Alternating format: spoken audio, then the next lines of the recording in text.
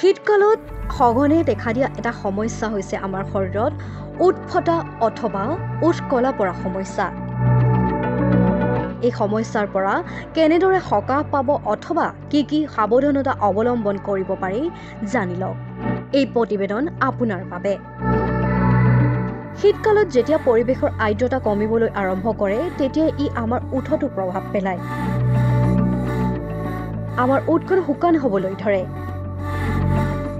ইয়াৰ উপৰিও শীতকালীন মানুহে খুব কমকৈ পানী খায়, যাৰ বাবে শৰীৰত পানীৰ অভাৱ হয়, যাৰ ফলত এই সমস্যাই সঘনে দেখা দিয়ে, অধিক বৃদ্ধি পাবলৈ ধৰে।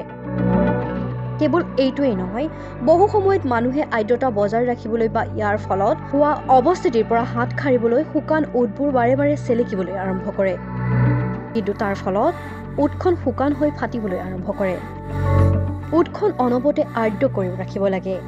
ইয়াৰ বাবে দিনটোত কেইবাবাৰো লিপ বাম অথবা ভেচলিন পেট্ৰলিয়াম জেলি ব্যৱহাৰ কৰিব লাগে।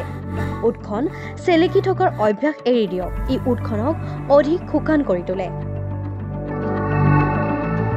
প্ৰচুৰ পৰিমাণে পানী খাওক, কাৰণ শৰীৰক হাইড্ৰেট কৰি ৰাখিলেহে ওঁঠো কোমল হৈ থাকিব।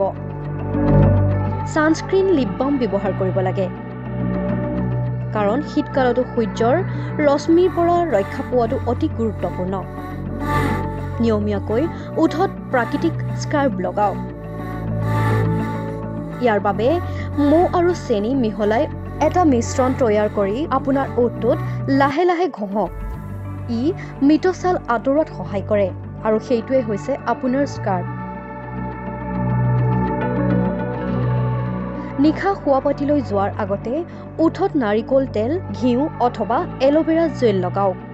সুষম খাদ্য গ্ৰহণ কৰক, য'ত বিশেষকৈ ভিটামিন ই আৰু চি সমৃদ্ধ খাদ্য অন্তৰ্ভুক্ত কৰা হয়। ই ওঠৰ আৰ্দ্ৰতা আৰু ৰং বজাই ৰখাত সহায় কৰে। আপোনাৰ ওঠখন যদি কলা পৰিছে তেন্তে সুষম খাদ্য গ্ৰহণ কৰক, য'ত বিশেষকৈ ভিটামিন ই আৰু চি সমৃদ্ধ হৈ থাকে। ছানস্ক্ৰীন লিপ বাম ব্যৱহাৰ কৰিব লাগে, কাৰণ শীতকালতো সূৰ্যৰ ৰশ্মিৰ পৰা ৰক্ষা পোৱাটো অতি গুৰুত্বপূৰ্ণ। নিয়মীয়াকৈ ওঠত প্ৰাকৃতিক স্কাৰ্ব লগাওক। ইয়াৰ বাবে মৌ আৰু চেনি মিহলাই এটা মিশ্ৰণ তৈয়াৰ কৰি আপোনাৰ ওঠটোত লাহে লাহে ঘঁহক।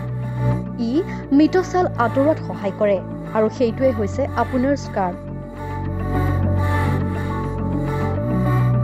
নিশা শোৱাপাটিলৈ যোৱাৰ আগতে ওঠত নাৰিকল তেল, ঘিউ অথবা এল'ভেৰা জেল লগাওক।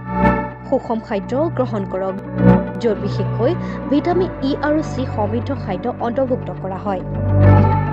ই ওঠৰ আৰ্দ্ৰতা আৰু ৰং বজাই ৰখাত সহায় কৰে।